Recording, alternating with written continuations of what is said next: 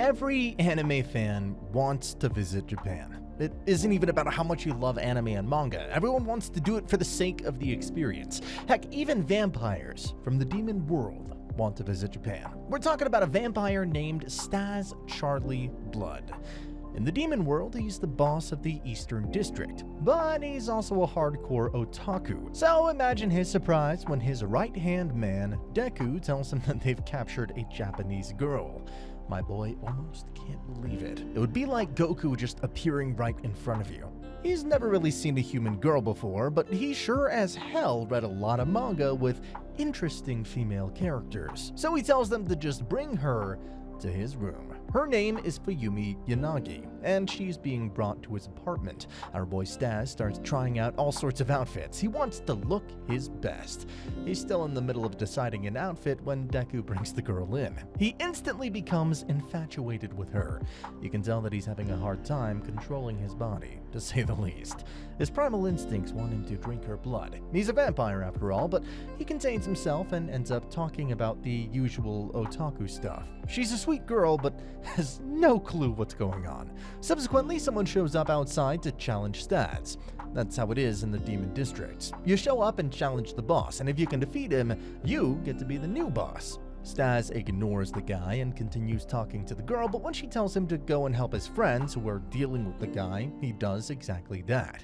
He fights the guy and his plant powers, and then kills the guy. Unfortunately, when he returns to his room, he realizes that Fuyumi has been eaten by one of the guy's plants. Only her skull and bones have remained. Okay, I'll be honest, I totally didn't expect this anime to get this dark this quickly.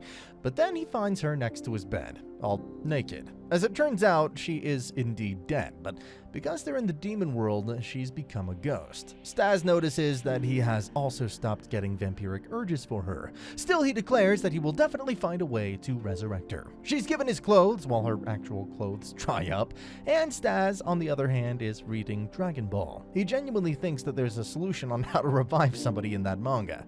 I mean, those characters do come back an awful lot. Fuyumi tells him that it'll take a lot more than just gathering some balls and summoning a dragon. She also explains how she ended up in the demon world. Apparently there was a portal in her closet. She takes him to a back alley where she shows him the exit to the portal. Now, Fuyumi is going through it again, but he stops her. There's something strange about the portal, or maybe he just wants to go with her. As I said, every otaku wants to visit Japan, even if said otaku is a vampire. Really quick note, if you guys hear my heater in the background now, I apologize, but it's freezing where I live. Still, there is definitely something odd about the portal, so we take her to a local cafe where he asks the owners to use their third eye and see what's up. He also tells them that he'll be going to the human world, but they panic. Now, he can't just disappear from the district considering he's the boss, but when Deku shows up with a new recruit named Mimic Yoshida, Stas just makes him the new boss. And if that wasn't enough, Mimic takes his appearance using his abilities, which makes things even smoother. Fuyumi is worried if someone this reckless can really resurrect her, but Deku assures her that Stas is the kind of person who always sees things through till the end. The two of them, Fuyumi and Stas, then step through the portal. They end up in her room, and Stas is genuinely disappointed. Her room isn't anything like the girls' rooms he's seen in manga. It's too plain. Stas realizes that he better just join her school as a transfer student. They also run into her father, who is visibly upset for some reason, but Stas wasn't in the mood to deal with the girl's father, so he just uses his saliva to control the daddy's behavior. He used it to create false memories for him, and yes, he can do that.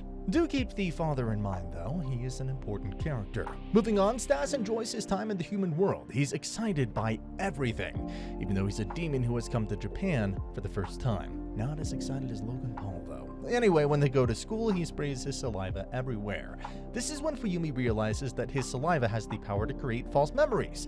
However, she has other things to worry about. Her body has already started disappearing. Luckily, she retains her body after sucking some of Stas's blood. Oh, how the turntables. Stas does notice that he isn't really interested in sucking anyone's blood, even though he's in the human world. Though he wouldn't mind sucking Fuyumi's blood when she's human again. When they're back in her room, they find a girl named Belle Hydra.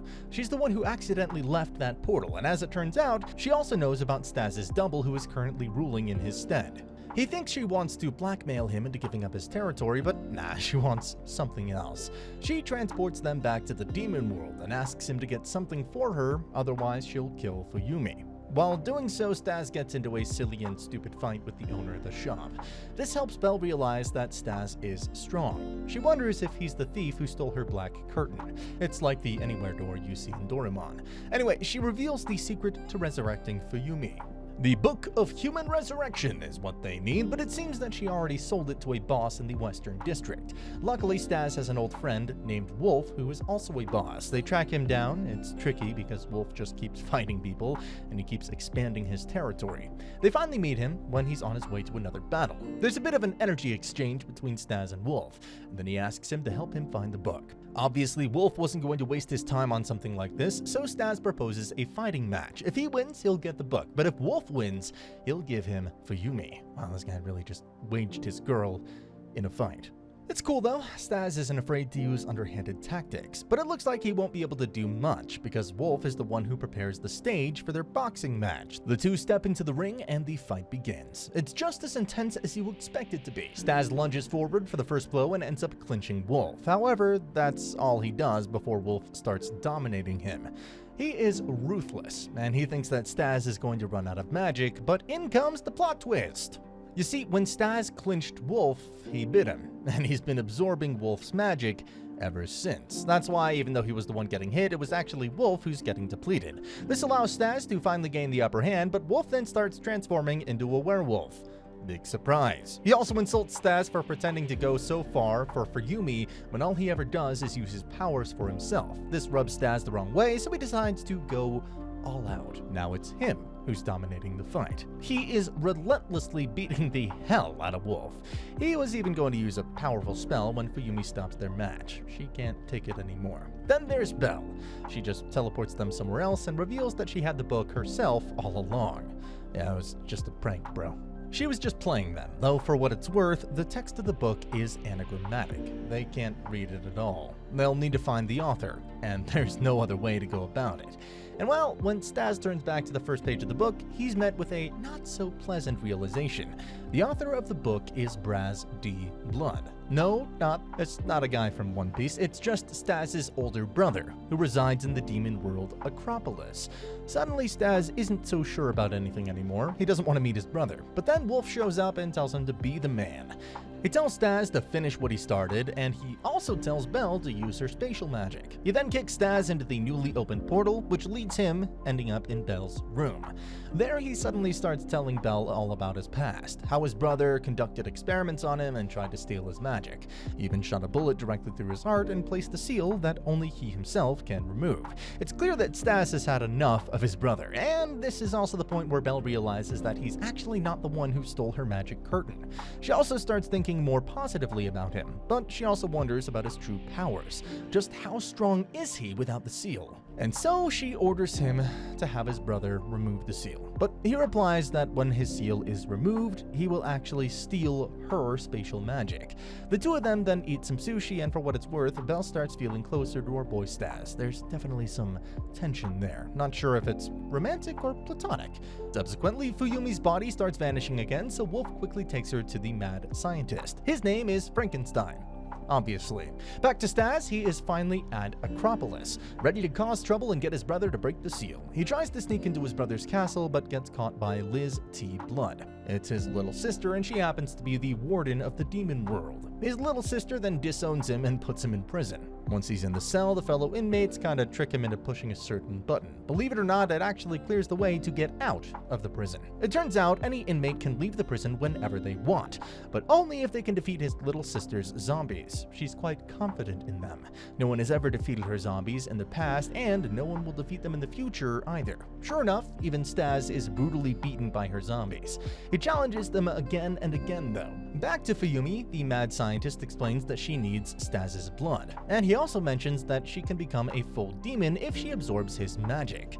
She'll be able to become pretty strong too. Going back to Acropolis, Stas's brother learns about his rival and meets him. He isn't willing to help though. Liz got a bit jealous because their big brother is giving Stas attention instead of her. Meanwhile, Belle reveals that the mad scientist is planning on using Fuyumi to take care of an experiment that went wrong. There's an artificial artificial demon he created who's gone rogue. But Wolf then tells him that he will defeat the artificial demon. However, he will have to turn Fuyumi back to just a ghost in return. The name of this artificial demon is Akim. Coincidentally, Staz's brother asks him to do the same thing. If Staz can defeat Akim, he will teach him the resurrection spell, but Staz is stupidly stubborn. Even when his brother offers to remove the seal, he refuses. This causes his brother to use Liz's zombies to beat Staz so much and so hard that he has no choice but to use his true powers. Well, the reason his brother sealed them in the first place is because they were too much for him at that time. Wolf, on the other hand, engages in a fight with the boss of the Northern District, but during their fight, Akim pops up out of nowhere and just rips through the boss Wolf was fighting. Jumping back to Staz, he finally gives in when his brother removes the seal. He uses his true powers against the zombies. The difference is tremendous. He's able to easily get rid of them all. His brother and sister are both impressed by his powers. Staz is reluctant to go along with his brother's proposal, but considering how they have to deal, he steps out to go and deal with Akim. Wolf is currently in the middle of his fight with Akim. He's surprised Wolf again by using spatial magic. Frankenstein, as his name implies, used the body parts of other demons to create him, and it seems that he's a phantom who is manipulating those parts to his will. Wolf transforms into a werewolf to fight better. Belle, on the other hand, traps Frankenstein and makes him spit all he knows about Akim's spatial magic. Wolf and Akim are both at it. He goes hard and uses his claws to slice Akim piece by piece, but he starts putting his body back together. That's when Staz shows up. He sends him flying and takes over the battle. Well, Wolf had run out of gas anyway. Staz tries landing a lot of punches, but since his fighting style is pretty easy to figure out, none of them land on Akim. This makes him feel insulted, so he summons a massive golden hand and drops it on Akim. He then even allows Akim to piece himself together until completely destroying him with his zip spell. It's where he summons all of his potent magic to crush his opponent's heart. Belle then gives Frankenstein all of Akim's pieces, and the mad scientist then tells her that the spatial magic he used while making Akim was given to him by an unknown third party. Staz's brother and sister pull up as well. They imprison both Frankenstein and Akim's leftovers. Wolf pesters Staz for a fight with him, but he doesn't want to do it. He then meets Fuyumi in Frankenstein's examination room with everyone. His brother was going to resurrect her, but Staz doesn't like his attitude, so he just gives her his blood for the time being. His brother then asks to see her original body, and by this point, Belle is also getting suspicious of his brother. Staz takes precautions by giving Fuyumi a magical bell, which would summon him if she's in danger. His brother Braz takes a magic sample from Fuyumi, which obviously has Staz's magic in it as well, because he's been giving her his blood. The plan is to convert the magic into a soul and then place it in a replicated body. This is how he'll revive her. Braz then goes back to Acropolis. Little does Staz know he's planning on using some of that sample for his own experiments. His brother also leaves Liz behind, so Staz starts showing him around his district. It seems that his brother isn't going to allow her to enter Acropolis until his experiments are done. They have a lot of fun with Liz. He even buys her a stuffed animal and introduces her to his otaku collection. As this goes on, a mysterious man with blonde hair observes from a distance, and keep him in mind. Fuyumi and Liz then take a bath and also sleep together. Liz is already like a sister to her.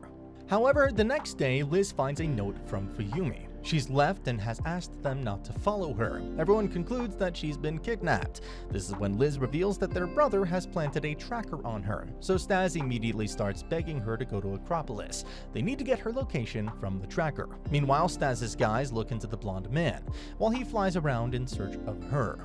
Liz unfortunately fails to locate her even with the equipment in Acropolis. Later she tells Staz about her failure, and then Staz is taken to the boss of the Southern Territory. He knows something about their situation. It's revealed that the blonde-haired man is actually Nell Hydra. He lives in an inaccessible dimension. Nell stops at a ramen restaurant when Fuyumi uses the chance to use the bell Staz had given her. Subsequently, Liz finally finds her location using the tracker. Staz is immediately told about it. Nell realizes that he slipped, so he tries to run but gets intercepted by Belle. As it turns out, he's Belle's brother, and in his words, he's just running an errand for their mother. Staz soon appears and tells them to give Fuyumi back. However, Belle chooses to help her brother instead. She traps Staz in a grid room and allows Nell to escape. This leads to a heated battle between Belle and Staz, where Belle is eventually left with no choice but to escape without any clothes on her lower body. That came out wrong. Her bag is left behind as well. Stas tries to see what's going on inside the bag, but Belle keeps him from doing so by surrendering. She then takes him to Fuyumi and also gets frustrated that our boy still hasn't noticed her feelings for him. Yep, there is tension and it is definitely romantic. He also lets her vent, by the way. Stas is a great guy after all. They then cross the portal into the dimensional highway, and since Stas was being so sincere to her, Belle almost lets her feelings slip. It's time to meet her mother. She's the one who's been after Fuyumi all this time.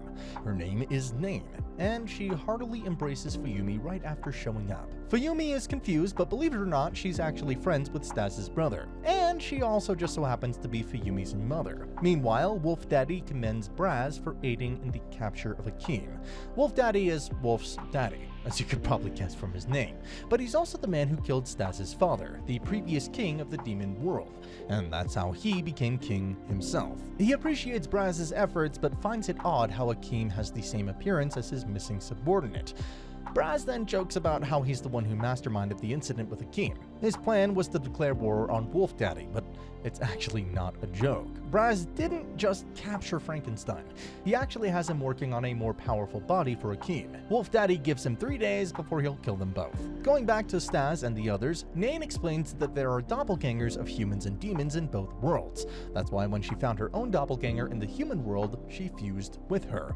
As it turns out, her doppelganger was Fuyumi's mother. Now she is both Fuyumi's mother and Belle's mother at once. Fuyumi finds it all hard to believe, and she just can't come to terms with it, but Belle then tells her that once she is resurrected, her memory will be erased. This makes Stas think about what's going to happen after Fuyumi becomes human again. He's at a random floating island when someone approaches him. It's Head's Hydra, the ruler of the Hydra territory and the father of both Belle and Nell. Subsequently, Stas's guys face off against the tropical territory that's trying to take over. Heads goes on to explain that when Fuyumi's mother and Belle's mother became one, they met with Fuyumi's father to have a conversation about the future. Her father decided to let Nain be with Heads, but in return, he gets to raise Fuyumi as a normal human. This is why Heads asks Stas about his motivation for resurrecting her.